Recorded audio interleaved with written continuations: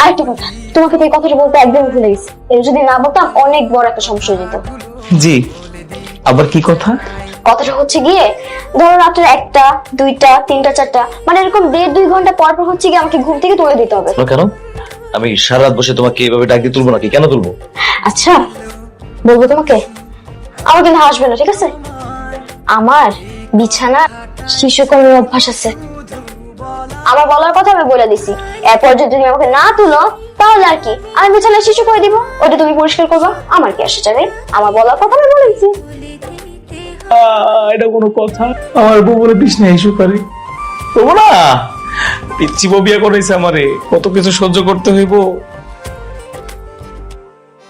না, সজাগ থাকি, ঘন্টাখানেক পর তুলা দিব, তা না হলে যদি বিছানায় আমার তো ধুইতে